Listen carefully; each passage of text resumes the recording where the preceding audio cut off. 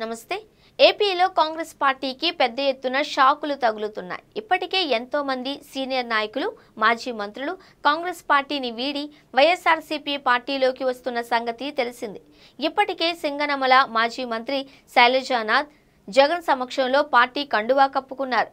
అయితే ఈయనతో పాటు మరికొంతమంది కూడా జగన్మోహన్ రెడ్డి పార్టీలోకి రావడానికి సిద్ధంగా ఉన్నారు అని తెలుస్తోంది.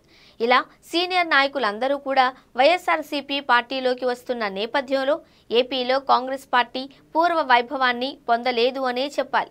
మరి కాంగ్రెస్ నుంచి వైఎస్ఆర్ కాంగ్రెస్ పార్టీలోకి రాబోతున్న నేతలు ఎవరు అనే విషయానికొస్తే మాజీ ఎంపీ హర్షకుమార్ గత 2 నెలలుగా ఆయన జగన్కు మద్దతుగా టీడీపీకి వ్యతిరేకంగా మాట్లాడుతున్నారు.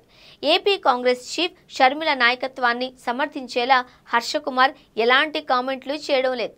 ఈ పరిణామాల్ని బట్టి వైఎస్ఆర్సీపీలో చేరేందుకు ఆయన ఆసక్తిగా ఉన్నారు అని తెలుస్తోంది. అతి త్వరలోనే హర్షకుమార్ జగన్మోహన్ రెడ్డి సమక్షంలో వైఎస్ఆర్సీపీ పార్టీలోకి చేరబోడుతారు అని స్పష్టమవుతుంది. ఈయనతో పాటు మరో సీనియర్ నేత, మాజీ మంత్రి రఘువీరారెడ్డి కూడా జగన్ చెంతకు రాబోతున్నారు అంటూ వార్తలు వినపడుతున్నాయి.